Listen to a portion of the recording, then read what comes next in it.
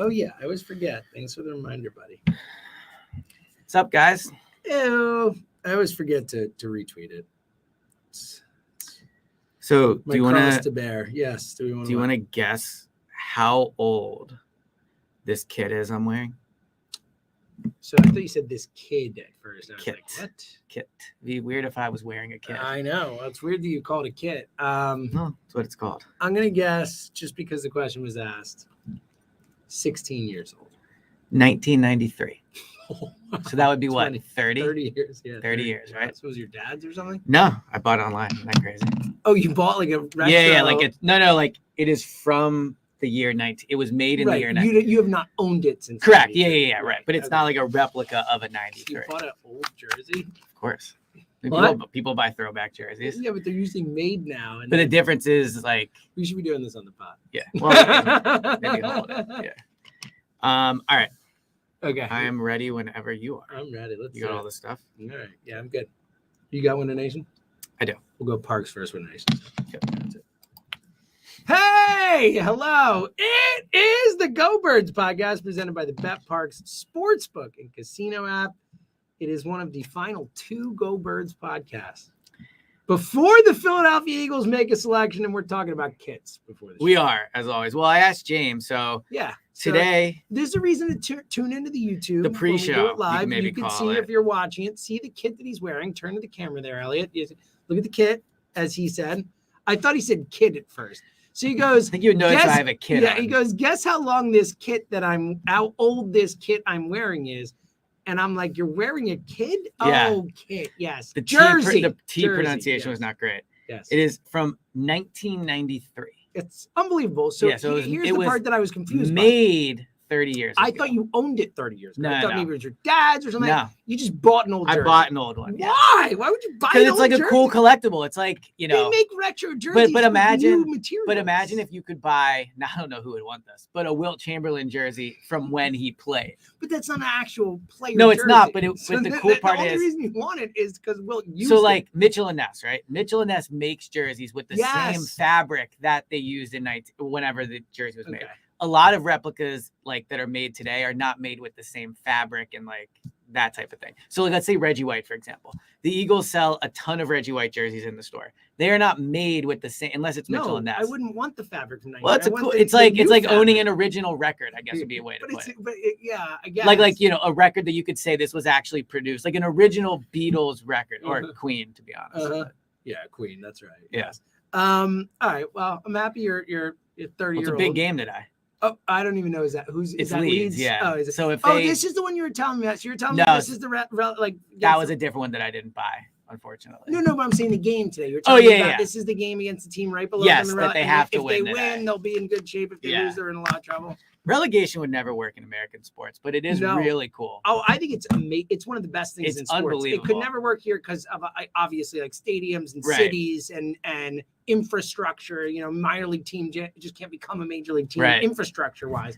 But I think relegation. What bigger like thing are you fighting for than not get demoted? Yeah. I will say though. So this happened. It was a couple years ago that Leeds almost got. It was last year. It was last year. Last day of the one season. of my most vivid conversations that I remember with you was you trying to convince yourself that it wouldn't be that bad. Well, I'm fully there now. There, he's like, I'm fully there now. It'd be weekday games, and I could watch it early, and that would be pretty cool. They'd win, which would be nice. It honestly one of the sadder things. I've been involved. Well, I'm there again. Seeing you like going through it and trying to convince yourself, won't be too bad. So one more quick note, actually. I know it was sad. It was. It was so sad. One more quick note. So I don't know have you watched the Wrexham show with I have not. I need to. Okay. I've heard it's great. So I love that. For those that don't know, Ryan Reynolds and Macklin. Say his name again. Rob Macklin. Rob McElhenney, yeah. Rob McElhenney. So they bought a team I think it's in Wales. It's the third oldest soccer club in, I guess the world. But anyway, so they're in the 5th division, and the whole story is about them trying to get them promoted. And I won't spoil it for anybody that might watch. But a cool story, someone that listens to Go Birds DM'd me and invested in a small football club overseas, much like Ryan. Get out of here. Yeah. Like, so it was wild. Like cool. He showed me the team. He went over there and watched him play. So I mean, look, Leeds is my team. I think if this guy's a certified auto download real one, that's our team. We might have to adopt them. I kind of love it. Yeah. So I'm fully in on them. I mean, I don't have a team. So yeah, no. I mean, look, if he wants to send us kits, we will wear them on the pod. Oh, sure. It will be my first kit. That's what I'm saying. Yeah. So this is more of an after draft thing, but maybe this could be our team. Well, I did. There are some stories. They bought it for $2.5 million. I know. I wonder what it's worth now. About it. Yeah. Hold on. I can try to find the name of this team. They added over 1 million social media followers. They tripled season ticket purchases, signed sponsorships with Expedia and TikTok and all this stuff. Like, I mean, it's unbelievable. They really did something here. It's pretty wild. Well, what's crazy about it too is whatever, we can move on to the draft. Yeah, but they just going from the 5th to the 4th is on Let's talk about what we care about. So it's a big deal. Yeah, it's a massive deal for them. Yeah. So okay, all right. So let's get into what's really important, and I need to start the pot because we're going to get into predicting the first 10 picks of the draft, getting to the Eagles pick, and we're also going to tell you. Because we've talked a lot of Bijan and Jalen Carter, Will Anderson, all this. Let me say one quick thing. Yes. We literally drove to Parks this past week, and we're talking about the draft, the pod, the offseason, and we said to ourselves, we have to remember at the beginning of the pods to tell people to auto download. Oh, yeah. Auto download. So, yes, look at you. Listen, guys. You just had to jump in there. I will say, just really quick, and then I promise we'll do draft stuff. Also, the name of the team is the Dorking Wanderers.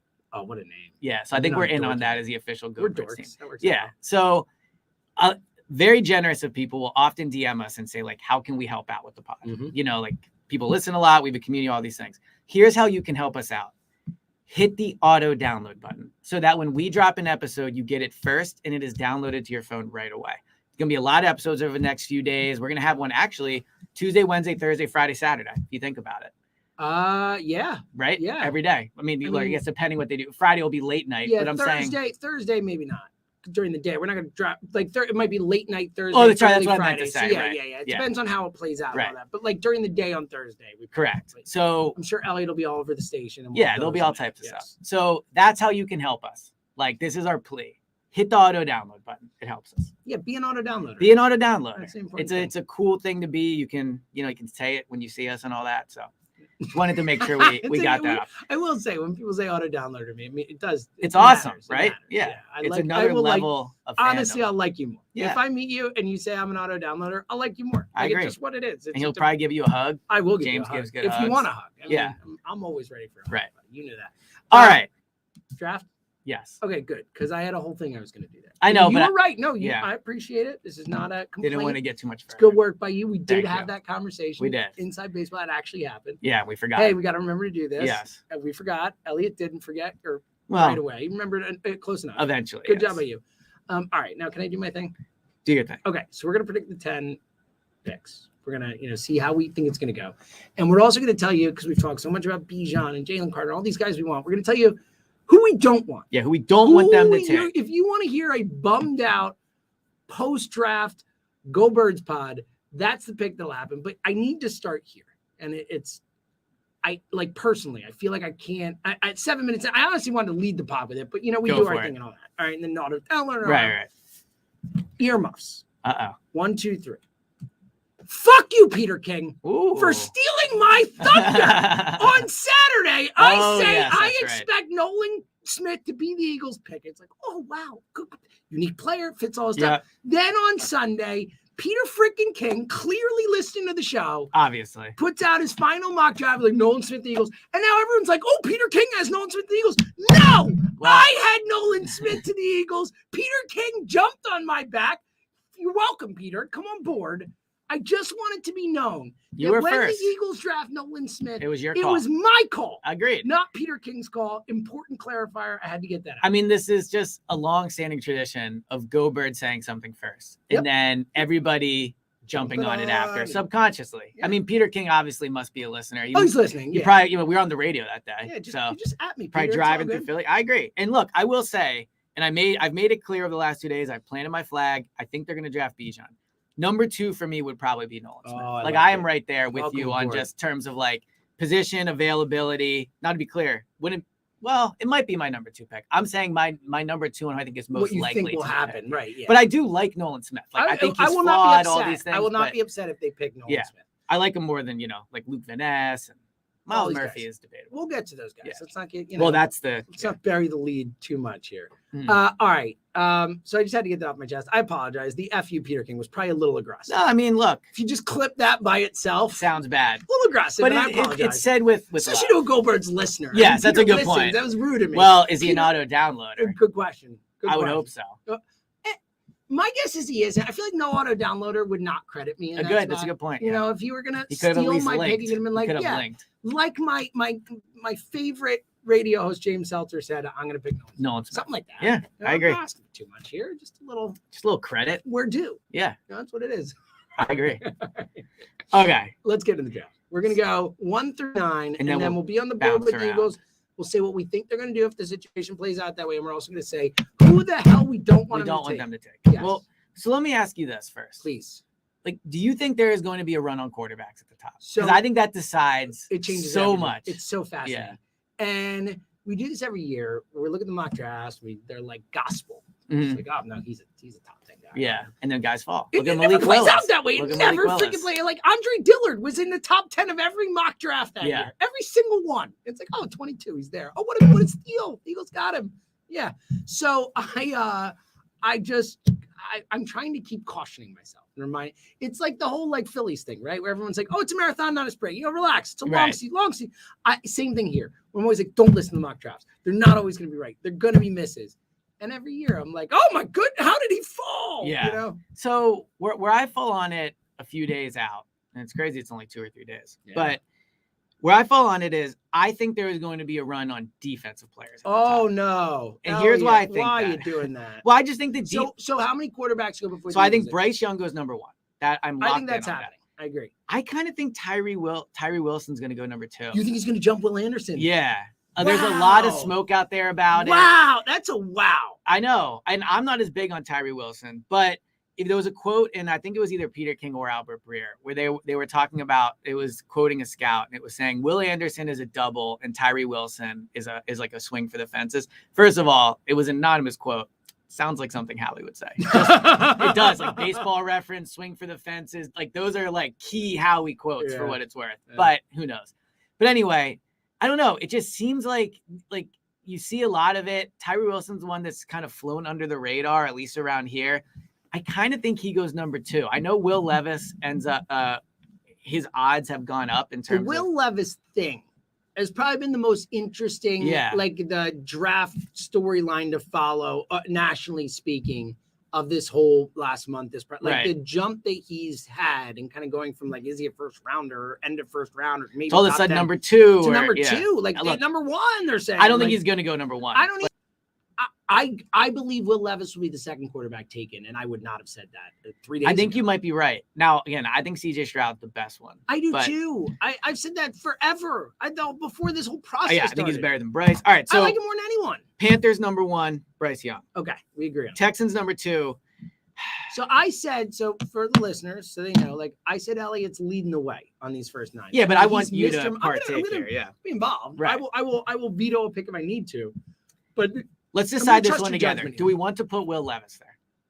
Because keep in mind, there's a trade up and all those things. Yeah, I think that ultimately, when it's all said and done, I think a quarterback goes second. Okay, so let's put Will Levis there. Okay, number 3, Cardinals. Now this is where I think they either trade back or do something. But if 2 quarterbacks have gone already, I mean the Colts at 4 are going to take a quarterback. You would, 90%. How could they not? How could they not? And who knows if you don't like the guy, maybe. But let's put a defensive player at 3. So Will Anderson at 3. Will Anderson at 3. I think it's more. I know there's smoke with Tyree Wilson. I think Will Anderson is still the first defensive player. Okay, I agree with that. Number 4, especially because I think like you hear a lot of smoke, and then like right near the draft, you hear a lot of different stuff. And I generally feel like more often than not, there's more smoke right next to the draft than there is the month before. Right, in all draft, Will Anderson's been considered the top guy. Yeah. All right, CJ Stroud. Let's put him at 4 to the Colts. I agree. Okay. Although, could be Anthony Richardson, but that'd be such a mistake. I agree. Yeah. I just think Shane knowing Shane Steichen too, like CJ Stroud seems more of his guy. Anthony Richardson's a way better athlete though. But CJ Stroud can run. Not like Richardson. Like I agree. Richardson, I agree. And Steichen coming from Hurts, who knows, Yeah. Look, and they did sign Minshew. I would take Stroud. Okay, let's put Stroud 4. That's fine. All right. So, I do think Stroud's going to fall though. Maybe not, but there's just much smoke. You brought up this thing about the S2 test. Is it called? I don't remember what it was. I just was shocked at. It was a test that essentially, it was very loosely paraphrasing here. It was a cognitive. Right, but it was more about. It wasn't. It's like processing. Yeah, it was processing, and apparently he scored really low on it. Now someone comes out yesterday and says basically that's not true. Who knows? Whatever. I would take CJ. I still think CJ Stroud is going to go high. With the corollary that I have said ever since Jalen Hurts, I will never, ever, ever, ever. I'll try and evaluate other positions like a quarterback, unless I'm in a room with the guy, I can never truly know. Yeah, I agree with that. All right, I think Jalen Carter goes 5 then. I do not think I don't think Jalen Carter is going by 5. Way too much room to Seahawks. John Schneider is the exact type of GM who would take him. Unless Tyree Wilson goes there. Interesting. I think, yeah. So here's the question. So let's make it Jalen Carter. Or let's make it Tyree Wilson. Actually, more either or, whatever. This is how we trade up to 6. So here's what I'd say about Jalen Carter. I'm not as sure as I used to be that they would definitely take him. Wow. Just, we'll see, right? Like I used to think he was like number 1 on their board. I don't think that. I think if Howie could have his dream scenario on Thursday night, I think it would be Will Anderson. I mean, please. Right. Yeah, my hands are in prayer right now. That would be my dream. Or you could argue whole process, because I wanted Jalen Carter. That was my Jalen Carter, and I still would take him. I've not been scared off enough. Right. But if I had Will Anderson and Jalen Carter on the board, if I trade up to 5 and they're both there and you have a choice, whatever it is, I would take Will Anderson. I think I would too. I've changed around on that. Mm-hmm. So I would, yeah. So all right. 5, we're gonna go Jalen Carter. 6 then. Is that where Tyree Wilson goes, I guess? It has to be, right? The other interesting thing that I think has happened over the last few days, and we're about to get to the Eagles pick, but there's been a lot of reporting that Paris Johnson Jr. and Devin Witherspoon are thought of way higher in league circles. Yeah, Albert Breer had that report. Yeah. He's like, these are the 2 guys who are going where they're going in the mock drafts who are going to go. He said they're going in the top 10. Right. Is what he said. And it kind of makes sense when you think about Arizona at 3, he said could take Paris Johnson. I know. But it makes sense when you think about it, because if Paris Johnson's the best offensive lineman in the draft, no doubt, then it makes and he is. You've been hammering this, but like the whole Skoronski thing, it's like, look at these 2 guys. Like, how could you possibly take that? Like, one can play tackle and one can't. So one's a freaking elite athlete and the other's not. Yes. Like, I saw something yesterday projecting whether or not Skoronski will be able to move into center. So not going well for Skoronski. Scolari, excuse me. Yeah, Scolari, so correct. Sorry. So I think now at this point we have all three defenders off the board in terms of Carter, Will Anderson, and Tyree Wilson. Not going well for the Eagles. Not going. Devin Witherspoon off the board. Fine with that. So wait, we'll talk where about did Witherspoon go? I think either the Lions or the Raiders. So you think he goes 7? Let's make him 7. 7. Yeah. Okay. Paris Johnson. That's the Raiders is 7. Yeah. So Paris Johnson 8. So we're going 7 and 8, some order of Johnson and Witherspoon. Yes. Okay. Now here's the question: do you think Nolan Smith gets past the Falcons? Aren't the Falcons 8? Did we miss? 6 and 7. Yeah. Okay. Well, so the Falcons are a really interesting one. I know a lot of Eagles fans with where the conversation has been. Bijan. It's been a Bijan thing, and there have been a lot of mocks with it. Bijan at 8 and all that. It's a fascinating one. But again, Nolan Smith has been mocked there too, and especially recently, that's been like a newer. Yeah. Oh, look. I think it. So I have a read on this if you want to. Please. Hear it. Yes, I defer to you. I think all the Bijan to Falcon smoke is backs up the idea that the Eagles really like Bijan. And this is the Falcons thinking you might have, if you really want him, you might have to move up. Well, that's really, look. And I don't think the Eagles would. The Falcons are not a well-run team. Mm. So I mean, Bijan makes you never know. No sense. That's where I was going. It's like they're not a well-run team, so they might do it because they're not a well-run team. But like that would be a disastrous, terrible, decision. and for Bijan too. I mean, for Bijan too. I mean that team has holes all over the field. Like they should take Christian Gonzalez or whatever. I mean, that's what they should. Right. That type of thing. Or an offensive lineman or defensive lineman, or anything. They don't even have a quarterback. Yeah, they have a quarterback. Like you can't take a running. I mean, unless you're the Giants, you can't take a running back if you don't have a like if Stroud's still there, which is certainly possible. Like they won't, but they should take CJ. I don't get why there's not more smoke for Anthony Richardson going there. Because they're it seems like the perfect place for him. Like it's in it, first of all, he went to Florida, not that far from Atlanta. Mm-hmm. Like he's a developmental guy. They're not expected to win. I don't know. Playing in a dome with his athleticism. Titans at 11 are going to take a quarterback, I think. All right. Number 9. I actually think this is where Skoronski goes. Really? To the Bears? Yeah. I mean, they need offensive line help. They got to do something for Fields. I think the Bears. But I think this is for Fields in a way. That's what I'm saying. Yeah. I'm saying whatever the Bears do at 9. Like I know there's been Jalen Carter buzz and all that. Like I would be surprised if the Bears don't do something offensive. Yes. I don't think they'll take Jackson Smith and Enigba. I'm trying to get it right. I think it's Najigba, but I'm not sure.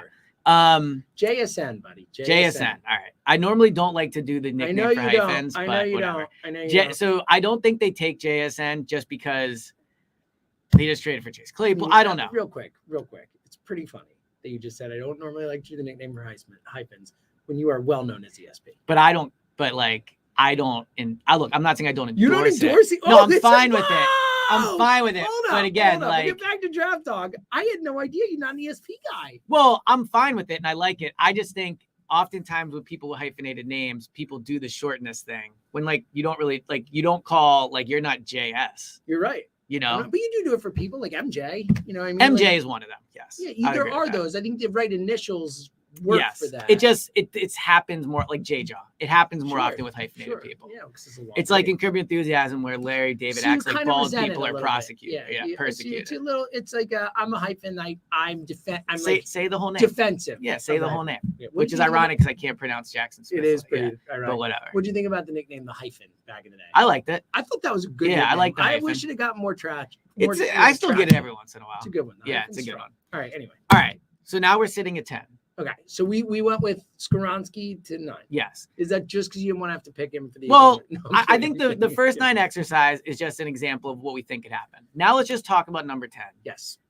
Just So in this case, who did we have the Falcons taking? Well, I'm saying forget who's off the board. Let's just talk in general. Okay. That was just an exercise to think who might be. All right. There, so do we want to talk about the situation of the guys we want now, or get to who we don't want? Don't want. Okay. So do you want my player? And I might have the same one, but. So I texted Elliot last night and I said, hey, we need to do the player we don't want. Because we talk so much about the players we want. And it's because I have one player I don't want the most. I mean, I would assume Skoronski, but no.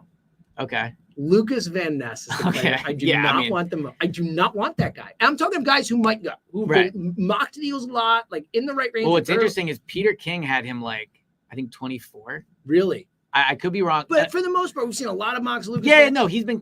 I don't want him. I don't want him. Like, he just feels like a freaking loser to me. I don't know why. And it was powerful and all that. Like, look, the name is, no offense to the name, but let's be real. It's not a great football name. The Jack Jack Fritz name test, failing with flying colors. Not an offensive lineman from Iowa. I'm out.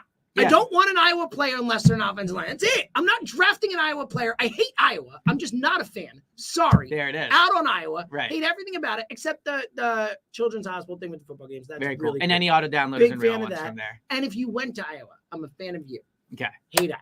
Just out. So, just out. But just in all seriousness, like Lucas Van Ness, like if we're talking about on draft night, and with the 10th pick in the 2020 draft, Luke Van Ness, the whole thing, it's like Lucas Van Ness route, like that will be the biggest like deflating feeling that I could have. So again, unless they pick someone, oh God, LaMarcus Smith. Well, all right. So I co-sign everything you're saying. I'm not a fan of his. We've talked about this. I don't like that he won with power in college because you're going up against the most powerful guys. In yes, exactly. Right. So that I don't like when look, I watch video of him. I'm not going to act like I'm like breaking down his technique, but the thing you read about him is he doesn't have a ton of pass rush moves.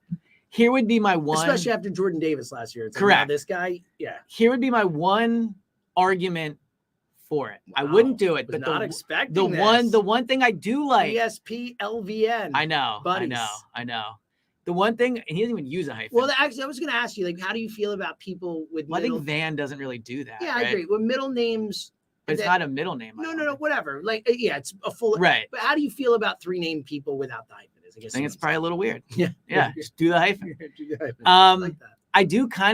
I do like that he's projected to be able to move inside if needed. Just throwing that out there. I would not draft him. I would maybe not even take him at 30. I'd consider him, I guess. But if you want to talk about, he doesn't have pass rush moves, how's he moving outside? No, I'm saying he's projected to be on the outside full time. Yeah. But one thing the Eagles like to do is move their guys inside, and he's maybe projected inside. He's a better pass rusher. My point is like, why are you drafting a guy outside who doesn't have pass rush moves? I agree with you on that. I do like the idea of him being able to go inside. That's the only thing I'm saying. I would not draft him, but when I read about him and why he makes sense for the Eagles, the fact that he can move inside, I think is a positive. Sure. That's all I'm saying. Sure, I guess so. Okay, so here would be I'll group them together. but guys, I don't want them to take it. Well, we know Skoronski. We know. Well, let me quickly do the offensive line thing, actually. So I think we've actually gotten to a point where we're overvaluing, in a sense, offensive line attack. Wow. I understand it's a submarine in the Eagles philosophy. Here, you know what? Hold on. Before we get to your okay. Before we get into the players Elliot doesn't want coming up, let me do a little business here. All right. Go for it. Because it's a great time of year for sports and for the Bet Park Sports. We got baseball, golf action. There's so much action going on. We got the Pro Hoops playoffs. Got a big soccer game today, which has been amazing. A former Sixer had a pretty good game last night. No big deal. Well, what's crazy is, so I was texting with my friend, and I was like, man, the Bucks are looking good, and he was like, I think the Heat are going to win this game, and I'm like, they were down like 12 at that point. I'm like, well, you should bet it then. What is it? And it was plus 1,300. Did he bet it? Did not bet it. See, but still, like. That's what I'm talking about. Those are opportunities. If you're watching it and you feel like someone's going to win, and you can get those type of odds live plus 1,300. Betting is an amazing deal, and you can do all that more with the Bet Parks Sportsbook and Casino app. It's the official betting operator of the PGA Tour. It's the only sportsbook app that we here at Go Birds recommend. The Bet Parks Sportsbook and Casino app. You bet golf every weekend, pro baseball, basketball playoffs like we were just talking about, MMA, hockey playoffs. So much action, live in-game betting, same game parlays, a blast. We love those. You can bet on more than the score, player performances, home runs, strikeouts of baseball, rebounds, assists, points and hoops, and so much more. And here's the deal. All new users, if you bet $10, you get $125 in sportsbook bonus if your first bet wins. BetParks.com has the terms and conditions. New users and winning bets only. Sports bonus must be wagered once. See website for details. You must be 21 and present in Pennsylvania, New Jersey, or Ohio. Gambling problem going on again. So recently, me and James had the opportunity to do a Zoom with Window Nation. Shout out to Eric. And let me say something. During the call, we were joking about how throughout the pod, I've always been afraid of stuff breaking in my house, right? Like whether it was rain in my old house or, I'm having a siding issue on my new house, although I've emotionally recovered from it, but whatever, we can get into that another time. But what was nice about it is, I will say, getting to meet the people that work there has reassured me of how I will without question use Window Nation if I ever have a window problem. And I think that what scares me often about getting my house fixed is not knowing who I can get to fix it and feeling like if something breaks, I'm going to have to figure it all out on the fly. Like, who do I call? I just moved into the city. Will they do a good job? Will it be overexpensive? Will it not? My experience of speaking Window Nation has made me feel better about it. So what I would say to the Go Birds people is trust Window Nation. As we always say, me and James' ultimate dream is to say, Go Birds sent you. We can confidently say, Go Birds feels good sending you to Window Nation. And it's not just a feeling. When you look at what they sent us and also just what they've done, 96% of visits where they come to fix something require no return visit for fixing. So 96% fixed perfectly right away. They've done over 2 million windows. He was saying that the people that go into houses to fix windows go through like some absurd amount of training. I forget what the exact number was. But it was significant. I want to say it was 20 years, but that sounds wrong. No, the guy had worked, like there was 1 year of work there for 20 years. Right. It was anyway. So they go through a ton of training, 96% problem fixed right there. Buy 2 windows, get 2 free. And this is really the craziest part, but we've talked about it all the time.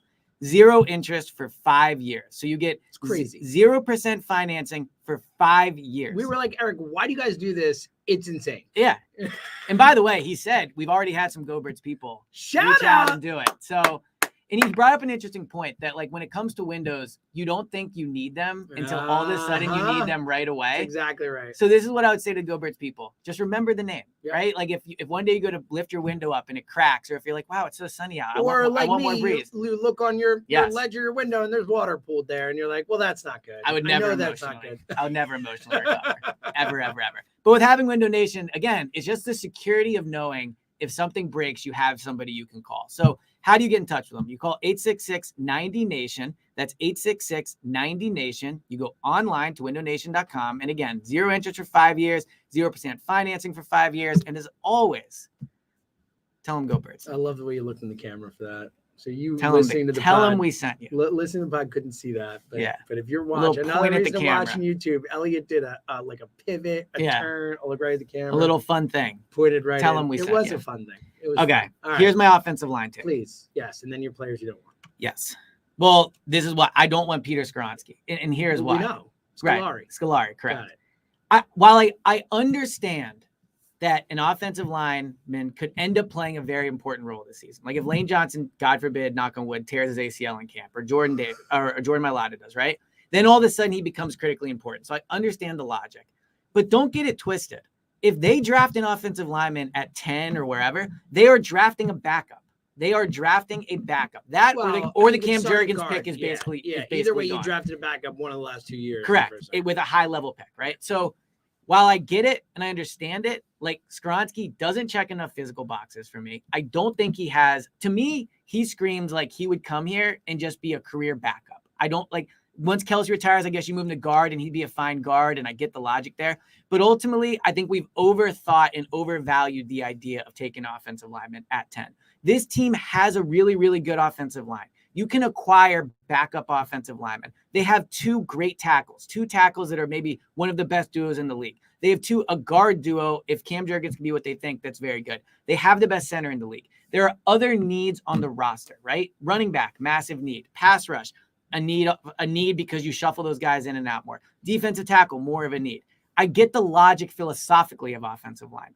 They do not need offensive line help. So I have come around pretty strongly on that. Like I used to get it, but now I'm pretty firmly in the camp of Paris Johnson's an elite athlete. If you want to do it, I wouldn't like it, but I would talk myself into it. I am flat out against Skoronski, the player and the logic. Yeah, I'm not against offensive line. I said it before. Again, I won't be excited about it. I won't be like A+, but like I'll get it, and it's what they do, and I will respect it. But I'm out on Skoronski. I'm with you in the sense, and I've said many times, like if I'm drafting a guy this high, like I'm taking the most talented dude, the guy who has the highest ceiling. I have the best offensive line coach we've ever seen, certainly the best in this city, maybe one of the best in the history of the sport, an all-time great offensive line coach. Like I'm not taking the technician guy who's undersized. I agree. That's just, it makes no sense to me. So and again, I don't want them to take an offensive lineman at 10. If they take Paris Johnson, I'll be like, you know what? I get it. I understand it. I'm not going to kill you for it. I'm not going to laud you for it. But I'm going to say, all right, let's move on to the next one. I will understand it. Skoronski, I'm out. Completely out. So the other 2 players, I don't want them to take Christian Gonzalez and Devin Witherspoon. So let's battle about this because I get your philosophy, but like, I mean, especially it seems like Witherspoon this guy's gonna be a stud cornerback. Like, why wouldn't you want that? I get because I mean, Darius Slay's 32, buddy. But Darius Slay, first of all, had a rough second half of the season last year. That's where I guess maybe I disagree. Or at least a mediocre. He maybe wasn't a top 5. He wasn't great, right? But the games where he struggled, for what it's worth, like. The whole defense struggled. It wasn't as if there were games where he was getting lit up consistently one-on-one and the rest. He's 32. He's going to be 33 by the time of the season. But he is under contract for the next 2 years. And I know that's maybe a short-sighted way to look at it, but Bradbury and Slay. You yourself have said that money doesn't matter. Contracts don't matter. Yeah. And look, they could cut him after this year. I'm not saying that's not a possibility, but I believe their plan is to have him play the next 2 years, right? So if Bradbury and Slay both turn in good years next year, where is Christian Gonzalez or Devin Witherspoon going? You don't want to move either of them inside to the slot. A lot of teams have more than 3 wide receivers on the field. Yeah, but Avonte Maddox is a great nickel corner. More than 3 wide receivers on the field, a certain portion of plays. Like there's going to be a lot of, right. You know, you're going to need corners. I mean, there are a lot of teams that run dime all the time, you know? It just feels again like you're drafting a backup. I can't get down with the idea of 10 of not having a clear role on the team, like a clear, like this is where this player is going to start. Or if he's not ready week 1 because he's developing, this is his long-term plan here. And by long-term at number 10, I mean like week 3 or 4.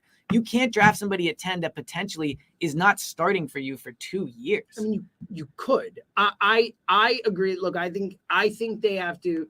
Look, it's the whole best player versus prioritizing the now versus the future and all that. And I get it, but like, I don't want them drafting based on need only. Like, I don't say like, oh, we need this spot, so we're going to draft this guy. Like, that's bad. That's bad process. And I don't and I don't disagree with that, but there's a difference between that and there is no way for him on the field other than injury. People get hurt. I mean, right. But I think that's a flaw. On top of that, I mean, you do have to think about the future with this team. You have to think about, like we've talked about, a team that is almost definitely, unless Howie works magic, not going to be drafting this high consistently. Right. And cornerback is one of those positions where the best players are usually first round picks. Like the generally speaking, so like the Jalen Ramsey's, the Patrick Surtains, and this and that, like the best players in the league, Sauce Gardner, like Darrelle Revis back. Like generally it is a position where the first rounders hit more than the later rounders compared to other positions where you can find a lot of guys in a lot of spots. It seems like, and this is anecdotal, but it seems like cornerback is a position where you get those elite guys. Like it matters to draft them high. So my counter to, and this applies to offensive line, but also since we're talking corners, like think about, all right, when people bring up Bijan, right? They often say, well, financially it doesn't make sense because he's a running back and he's already making X amount of money when you draft him. And then on his second deal, whatever, blah, blah, right? Think about this. If they draft Paris Johnson, Skoronski, Witherspoon, Gonzalez, and they don't play much this year, right? And then the players that they're behind all have really good years, right? So you figure out there. But each year, these players you're picking at 10 aren't playing big snaps. You're wasting the value of getting someone that contributes at 10 at a discounted rate, right? Like Paris Johnson, if he turns into a very good, like high-level quality tackle, he's a discount at the 10th pick because he's making way less than what they make on the open market. If Witherspoon or... I get it. I'm just saying, if these guys are sitting, you're wasting valuable time. I understand. I understand rookie contracts all the time. Right. And again, I would prefer that they not take those positions. But if they're sitting there at 10 and Devin Witherspoon is like their 5th player on their board and the next best player is the 11th best player on the board or whatever, like you got to trust your board. You got to take the best football players. So many things happen in football. You talk all the time. Like 5 years is an eternity in football. Right. I mean, Carson Wentz was starting quarterback 3 years ago. It's just, like I get your point. Yeah. And again, and it's not, you don't have to explain it. Like they have a chance to win the Super Bowl this year. You can get a guy who's going to contribute immediately and help you or not. I get that. But I do still think you have to approach the draft with a process. And you can't say, all right, well, we really need this position. That guy's going to have a better career. We believe in our souls on our board, this guy is going to have a better career than this guy, but we're going to take this guy because we need that position more. Like that's bad process, man. Get the best football players. I agree with most of that, but I think that at the same time, you have to be realistic about where these guys will be able to get on the field. Like, so I get your right, but again, things close, could change. Maybe it's a tiebreaker between people. If you have maybe Devin Witherspoon one slot ahead of Bijan, you're like, oh, Bijan's going to help us right away. Let's do that.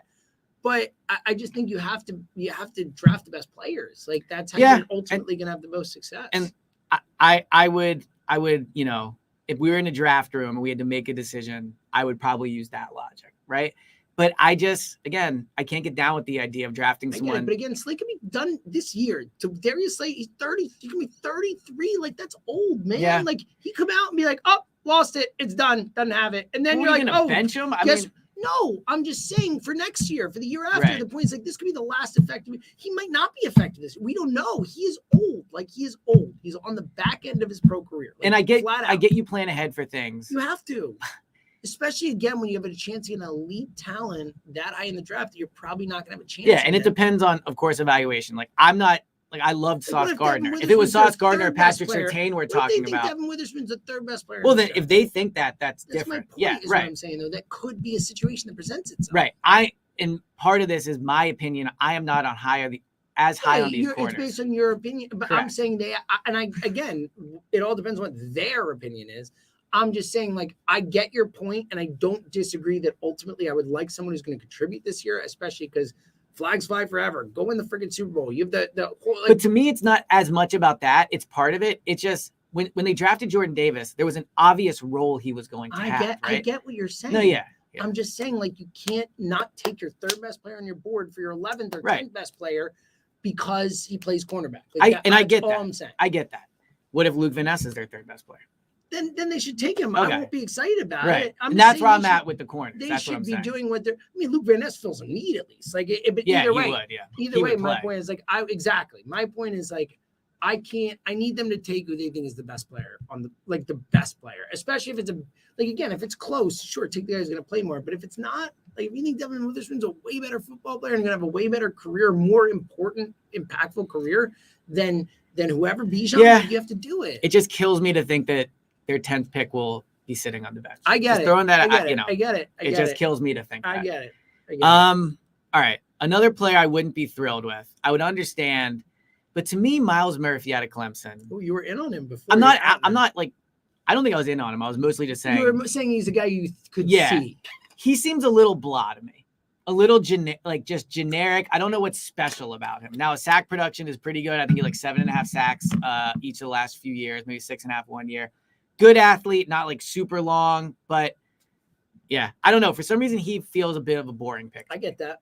Yeah. Yeah, he doesn't seem excited. It seems like he's going later in the mocks. Not that Right. it really matters, but Well, that's the other thing too. I think from these Peter King and Albert Breer mocks, and like it does seem that the guy I used to think the defensive tackle out of Pittsburgh was a possibility at 10. It seems now he's much more of a 30th pick option. He didn't go any visits, which was crazy. Right, which is crazy. Well, you said something on the morning show, and you should say it again here because I thought it was really impactful. But it does seem like this is very.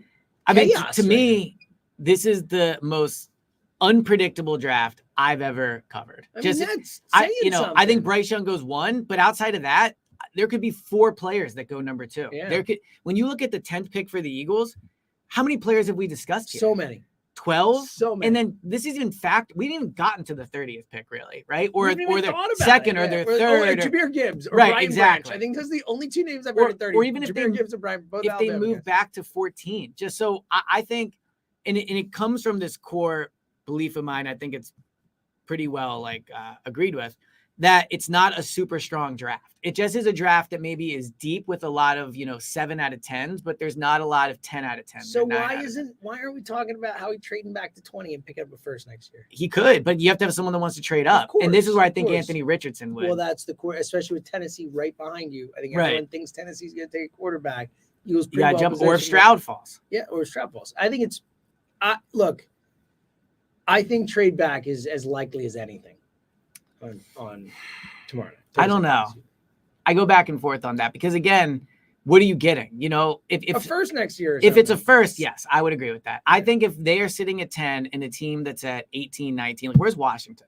Washington is 18, I think. Somewhere 16. in there, yeah. No, I think it's 17 16. or 18, somewhere there. So if Washington calls you, they're 16 and they'll give you a first to jump up, then I think you probably do that. Right.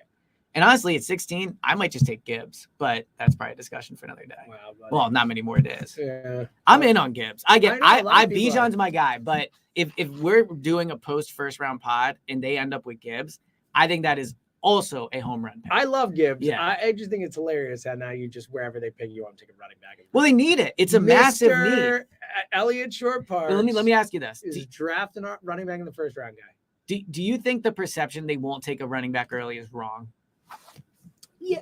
No. Yes and no. Like I really do not think they're going to take a running back early. So I don't think it's wrong. Like I really don't. Like I think if they say a 10, I do not think they're drafting Bijan. I don't believe it. I know you do. I don't. Like I don't see it. I don't believe it. I think 30, sure. I think that. What do you think of the McCaffrey at 14 thing though? I think McCaffrey was a special player, and it was and again, I don't know that that's definitely true. Like we've heard that they were interested in him, that they might have taken him, all that. I think they would. I think Howie would do anything if it's the right thing to do. I don't think that they think it's the right thing to do. Yeah. So what's interesting to me is, and this will be the quick running back thing, and I realize we've not done Patricia. Oh my God. And I was going to talk about the Hurts thing too. There's not much to say about No, there's not much about Hurts. But so really last thing on the running back, then we'll do Patricia. I mean, honestly, Patricia. It should be hard. We're going to actually it'll go pretty quickly. But there's a perception, I think, that the Eagles believe you can find running backs anywhere and they don't value them.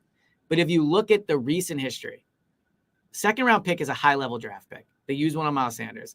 They would have drafted Dalvin Cook in the second round. They would have taken Christian McCaffrey at 14. So while I agree in free agency, this is not a team that values the running back. I think in the draft, they have not really shown you that they believe that you can just get running backs late in the draft. Like their actions or, reported actions that we believe to be true have shown that they agree that if you're looking for a special running back, they're willing to use a top first or second round pick. And that is a high level pick. Sure.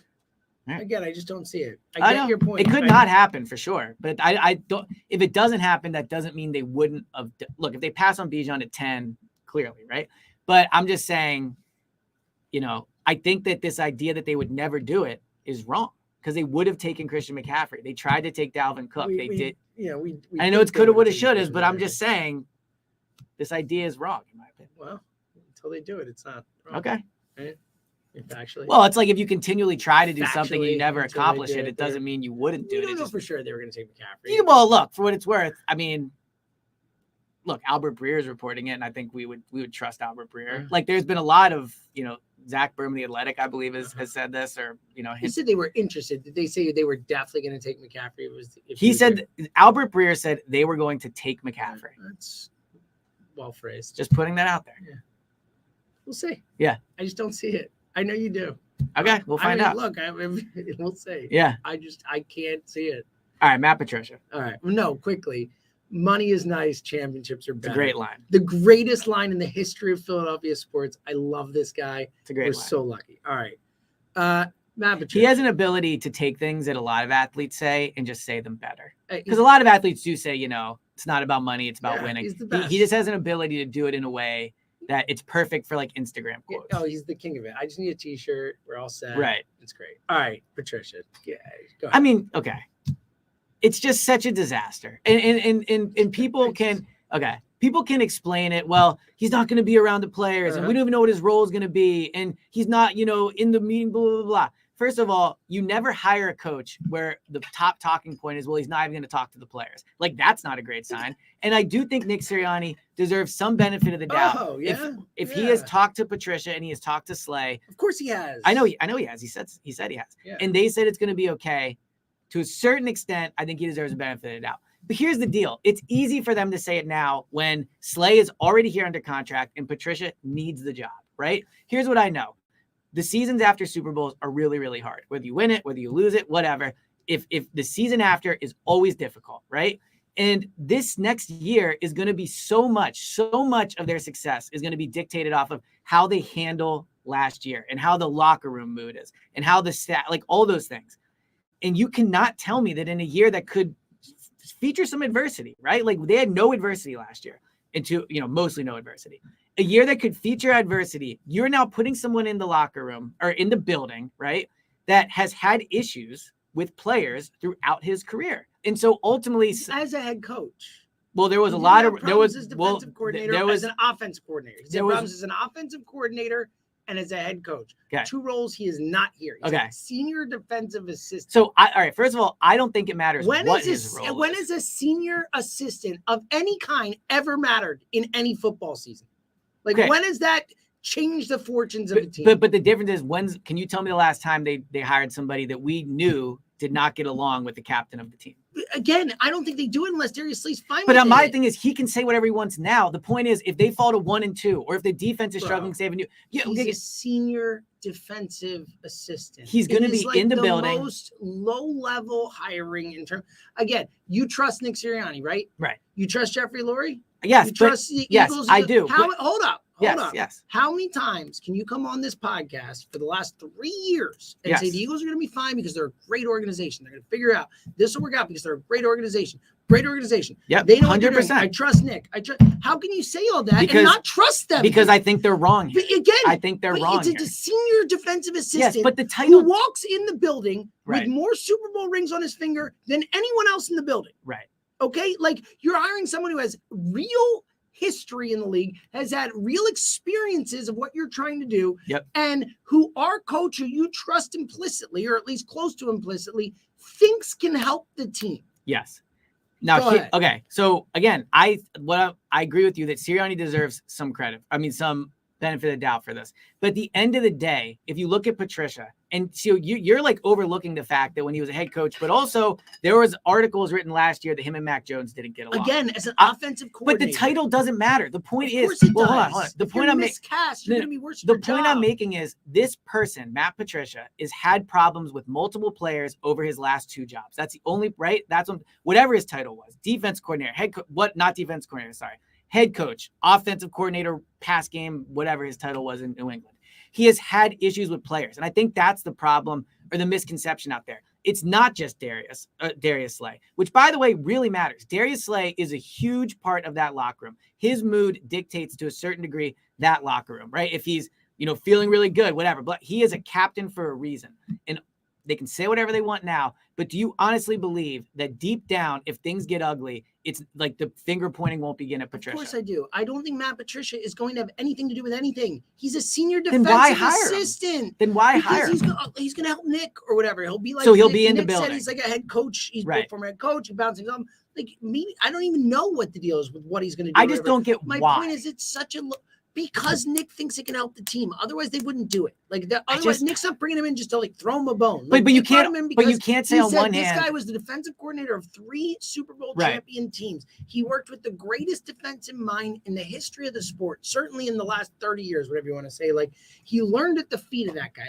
How is that not a perspective that can bring value to him? Because you can't say on one hand, who cares what the title is, well, he's not, whatever, and then also speak about all the positives. Why they hired him. Right, I'm saying on the whole, my whole take about it is who cares? It doesn't matter. He's a senior defensive assistant. But if you ask me why they hired him, I'm going to tell you why I think they hired him. So first of all, I think his resume is vastly overrated, number one, because he has not had success since those early Super Bowls in New England. And whatever you could say about him, I don't think any early, it wasn't that long. I was 5 years ago? 5 to 10. It wasn't that long. But I'm saying since those Super Bowls, when's the last time? Early 2017. Yeah. It was 2017, right? So he hasn't been there. I don't believe.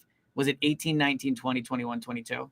I don't know his exact. Okay. I know he won. But the point I'm making is it's not like he has a ton of recent success for what it's worth. Also, and I give Bo Wolf, the Athletic, credit for this. He put out, it was tweet or it was an article, I forget. If you look at where Matt Patricia's defenses have ranked on DVOA, they've all, he has not had a top 10 unit in a really long time. So I think he's an overrated coach. But also, to your point about Sirianni can't preach culture, family, all these things, and then bring somebody in that has a very obvious and clear issue with one of the players. Point blank period. We can say again, but they talk to Slay. If I'm sure if they went to Slay, how do we know? It's just it's a public issue. Slay ripped him with his former coach, all that.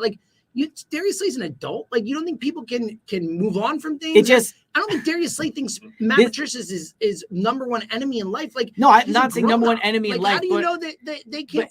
You're making it seem like they can't work together. How do you know that? They wouldn't have brought him in if they didn't think. Well, the last time they worked together, it didn't go well for what it's worth. It was a horrible. I'm just saying, but it was a lot.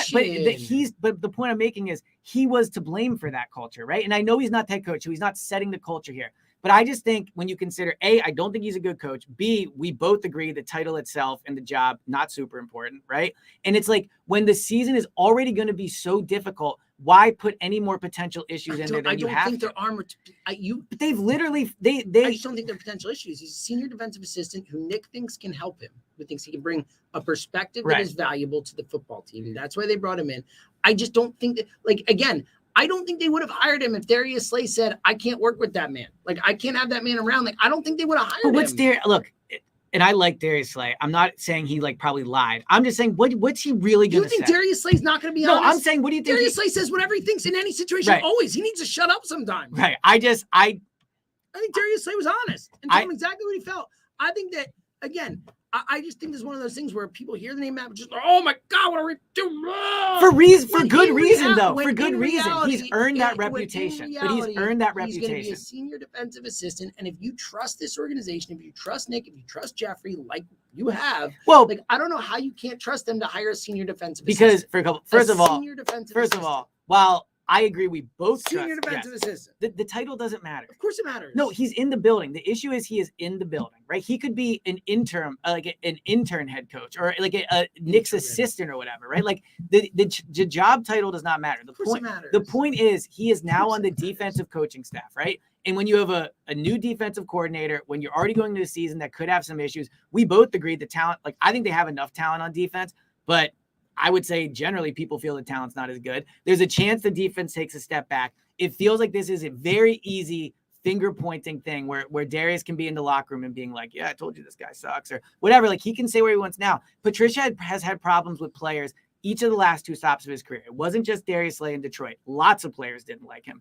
In New England, there was reports that him and Mac Jones didn't get along. This person does not seem like somebody that players get along with. So ultimately, I don't want somebody in my building that has shown they can't get along with players. Now, to your thing about trusting Nick Sirianni, he wants someone like that, right? And look, Nick's like I said, culture guy. Let me bring in someone who's going to cause problems. Do you trust him or not? I do trust him, but just because we trust him, do you trust him to hire a senior defensive assistant or not? I think they made a mistake here. That's all I can say. But that doesn't look. We can trust them, but also saying I think this is a mistake here, right? I think they know how to build culture. Right, but we can make mistakes. That's a mistake to bring that offensive lineman. We're talking about but that's the same thing. Can we agree Howie's a great general manager? 60th guy on the org chart. But it matters because look, let's say, I don't know, so he's way overqualified to be a senior defensive. Well, obviously not, because it's the job he got. So it's not like he was. He is. His resume is overqualified. So you think he had better job offers out there and turned them down? I don't know. My point is more just that, like, from a resume perspective, if you look at all the senior defensive assistants in football, he's probably got one of the better resumes than that. It's just been a disaster for him everywhere he's been since he left. We're not going to agree on this. But again, we're not going to agree. Let me just recap. Doesn't get along well with players and was a disaster his last 2 stops. And that's the guy you're going to hire. Okay, I don't think the juice is worth the squeeze. It's a senior defensive assistant, and Nick thinks he can bring value to the team. I'm going to trust Nick in this. Okay. I predict at one point this season I predict that we will not hear Matt Patricia's name more than like 2 times this season. That's what I predict. And I think if we hear it twice, it'll be big stories. I don't. You don't think if the defense struggles? I think Matt Patricia will not be a story this season. I think he will not matter. That's what I think. That's my prediction. That's my prediction. I think it just feels like such a disaster to me. I think you're overreacting. You're overreacting. It's like when the most meaningless thing that happened this whole. But the title doesn't matter. It's the least important move that the Eagles made this offseason is the hiring of Matt Patricia. Of all the things they did, they brought in an offensive coordinator, they brought on a new defensive staff, they freaking made moves on the field, all this stuff. Right. Every single one of those was the moves on the field. I agree. Every single one was more important than Matt Patricia. I think 50 first of all, I can't believe how much you're defending Matt Patricia. No, I'm just saying, like, that's the point, is that people hear Matt Patricia and freak out. I'm saying it's so unimportant. But it is, again, the 50th most important thing that happened this offseason. And you're making out like, oh, God, how did they win with Matt Patricia? I don't know. The teams won 3 Super Bowls. Look, if you want to, a way more important role. If your argument is Nick thinks he can help the team, I think that's a good counter argument. Nick thinks he can help the team, and it's a very meaningless, tiny little role. But where I think you're getting it wrong, or where I disagree, is I think you are focusing too much on the job title and not on the fact that he is going to be in the building every day working with the defense. Regardless of what his title is, he will be in the building every day, presumably, working with the defense. Ooh, how do you know he's not working with Nick or straight to the side? We don't know what he's doing. We have no idea what this guy. He's a senior defensive assistant. He might not be in the building every day. Like, that's like a BS rule.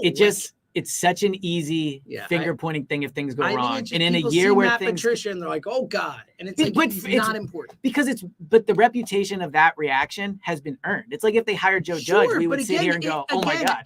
They're not hiring to be a defensive coordinator. They weren't originally was linebackers coach. They're not even doing that. Well, they clearly won him. Like they clearly. He's not even part of the defensive coaching staff. He's like a senior defensive assistant. Look, I hope that this is some favor they're doing to somebody. He's going to zoom in every once in a while. He's not. I'm sure it's something. Hopefully, it is not going to impact. This is just. I can't believe they did it. I just cannot believe they did it. It will not. And the fact that this is so. And then the fiasco at the press conference. Like, I'm never going to agree with you. I know. I honestly think it's asinine that you're this upset about it. I know a lot of people are, and I think you're all crazy to care about this much. That's what I think. Yeah.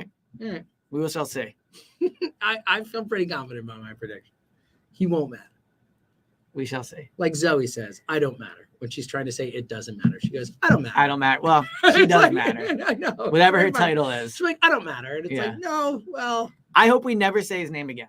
We might not. I would be very surprised. I think there's a better chance we never say his name than say it 5 times. I'll be curious to see what Darius Slay says when he's asked about it. He will be. And I'll bet because to your point, Darius Slay is certainly somebody. He's a grown man. People didn't feel that way when he was talking about Gannon and he was taking shots at Gannon or whatever. Remember when he had the thing saying, or vice versa. Well, Patricia is a much better defensive coordinator. Oh, okay, never mind. Let's just. How many Super Bowls John Gannon win? Well, it's easy when Belichick is carrying. Yeah.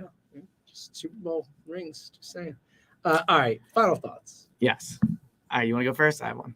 I do have one. So I just have some Zoe stuff. Okay. It's been ridiculous. So let me see if I can find it quickly because I did write this one down. Okay. So have you been following this trend? It's not even really a trend. It's like a new piece of technology where they can take like artificial intelligence can make songs. Oh yeah. Of like, so they're like a Drake, all this stuff. like a Drake song and a Weekend song and right. Yeah. So from my understanding of how it works, and correct me if I'm wrong, you basically type in a computer like, make a Drake song and they auto generate like the lyrics, the beat, the voice and all that. Right. So I think with artificial intelligence in a way, and I'm just speaking musically right now, to be clear, I think it could end up really like exposing biases we have in the way that like, I think if the artificial intelligence song made a song under a different name and the voice was different, but the song sounded exactly the same, we wouldn't give it as much of a shot. But just because it's Drake's voice, there's been so many of these I've heard and I'm like, wow, this is a great song. I can't believe they made this. But if it was some other artist or whatever, I don't think we give it as much of a chance. So I think what the artificial intelligence is showing is what we really like the most about a song is just we're familiar with the voice. Because ultimately what it's showing is that they can make the songs. Like Drake didn't make this artist. Do you see what I'm saying? Like I know what you're saying, but it's very flawed and well, like, it probably is flawed. But a lot of people just listen to music and choose what they like. It doesn't like, oh, I'm gonna. But then yes, there are people who are like, I like Drake, so because I like Drake, I will be more likely to listen to this song and like it because Drake is singing it, right? Quote unquote. Or yeah, you give it more of a chance. Yeah, of course. I mean, people listen to what they like. But get like what I'm saying is these computers are making songs that sound exactly like the music these artists are making. Well, yeah, it is. It's crazy. It is. Yeah. I know. So it just to me, it feels like it's exposing. Like Drake, so they're gonna like it. It's exposing that to an extent. I guess this is probably true in a lot of ways. Understand this one. Well, what I'm saying is like when I hear music, and maybe there isn't really a point here, but when I hear music and I could hear the exact same song, one with someone else singing it, one with Drake singing it, and I might not give the one without Drake as much of a chance. And I think what artificial intelligence is showing that the most important part is just the voice and the name as opposed to the actual words, music, and lyrics. I know. Do you see what I'm saying though? No, in a way? I would not be that way. Like if I heard Drake and then someone else, or someone I like sing a song and then the same song with someone else, I'd be like, oh, and listen to two versions and have no bias towards it. Like there are many people I like where I'm like, oh, like I love Bob Dylan. You know what? There are so many versions of Bob Dylan songs that are way better than his versions of them. There just are. Sure. You know? I'll just be interested to see, like where this goes with it. Well, yeah, the AI thing is there's a lot. Because it sounds just like the. There's a lot more scary angles on it. Yes, I'm speaking just musically. Like there's all types of like the idea of is this going to start? People doing like political videos of all kinds of. Deep fake. There's a lot. Right. All right. I'm not with you on that one, but it wasn't a full thought. It was just a thought I had when I heard the Drake song. It was just crazy to me how much, because a computer made the Drake voice, how much I was willing to give that song a chance versus how much harder it probably is for artists coming up. I don't know, whatever. I get your point. Probably not a great I understand what you're saying. Yes, people are going to listen to what they know more than try new stuff. Yes. That's really what it comes down to. Yes. All right. A couple Zoe quotes for you. Or moments. I feel like I haven't done a Zoe one in a little while. Oh, by the way, Zoe has started, and she's done this for a while, but I never really picked up on it. But like every once in a while, she'll drop into the third person, and she'll go like, "Oh, Zoe likes that." I'm like, what? What do you mean? Zoe? I go back and forth on the third person. She'll be like, "Oh, Zoe's hungry," and I'm like, "Is she? Why don't you just say you're hungry?" It's very strange. I go back and forth. On one hand, I think the third person at times can sound cool, and I like it. On the other hand, I think there's certain moments, and not with Zoe, but it comes, yeah. For her, it's just out of nowhere. It's very funny. Two quotes for you. One, and sometimes I say words like asshole in front of Zoe, and I probably shouldn't, but it happens. Driving along, a girl on a bike, so we get a green light, and she just turns left, and just goes right in front of us. It's like a green light. It's not just turn green, it's been green. Yes. It's like I almost hit it. So I'm like, you asshole, is what I said. Right? So sorry, I was looking at something real quick. You said a bike did this? A bike. Okay, because it's so funny. This morning I was driving and bikes were annoying. Oh, dude, I feel like some days they're extra bad. Right. So I'm like, you asshole. And Zoe goes, oh, who is an asshole? And I was like, yeah, the person who cut in front of us was an asshole. And she goes, why was he an asshole? And I go, it was actually a she. And she goes, it was a girl? I love girls. So I love that you weren't, it doesn't seem, at least in this story, you weren't like, well, maybe don't say that word. No, that's fine. Let me tell you, Well, it is a top curse word. It's not the first time. She's definitely dropped some curse words that I've said before. And I'm like, maybe we should have her on for the curse. You know what? I'll just say it. I was going to earmuffs 1, 2, 3, whatever. She said one time, she's like, I want to go to, she goes, when are we going to Hawaii? Now, I want to. She goes, when are we going to Hawaii? Right. She says. I'm like, I don't know. Would you want to go? And she's like, yeah. She's like, oh, okay, we can go. She's like, we're going to Hawaii. And she goes, oh, shit, I could see a real mermaid. Well, I love that she used that in complete correct context, too. She literally knew. She's like, oh, shit. She's like, that's like something somebody would really say. I could see a real mermaid. It was just like that. It was very exciting. Hilarious. And then one more. It's also funny to think we say earmuffs so kids don't hear the curses. I know. We're talking about my kid cursing. Yeah. And then one more. This one was really funny. Zoe comes out of the bathroom. I guess she just got out of the bathroom. Ever just got her underwear back on. And she goes, I've got a Melvin. That's the one in the front. So I have a Melvin. Love it. That happened. So there's your Zoe quotes today. It's just oh shit, I can see a Melvin. mermaid. Oh shit, I can see him. Oh shit. Oh shit. If this I can wasn't see, a serious draft pod, I feel like see a that would real be a mermaid. good title. Oh but shit, I can see a real mermaid. Unfortunately, I feel like we have to go with the I think we draft go with title. SEO. Yeah, but it's a good one. All right. Thank you. This is a long one. This is fun. Yes. We'll be back tomorrow with Bet Parks Picks Pod. We'll do some more draft lines stuff, for the draft, Sixer all stuff. that good stuff, some Sixer stuff. Until then, he's on James. Boom. Boom. The details Hour of 4. the details of the Hertz deal are out. Are they really? What's the I mean, basically seems exactly what we thought. And then is what's his name doing this? Tucker, I'm assuming. Oh yeah, but let me hit that. All right, bye guys. Hey, thank you so much. See you. Love you guys. Oh, Wow, a lot of people in there. Yeah. Shout out. Oh God, I love all of you. Seriously, the auto downloader thing. I will hug you if you want to hug. It says your choice of phone cases give me anxiety to look so fragile. I don't have a case. That's why his. Yeah, I have a case. He doesn't have a case because he's a psycho. Trust myself. Yeah, right. What a psycho move, right? Yeah. My phone would have been destroyed 10,000 times over if I didn't have a case. Bye. Bye, guys and gals.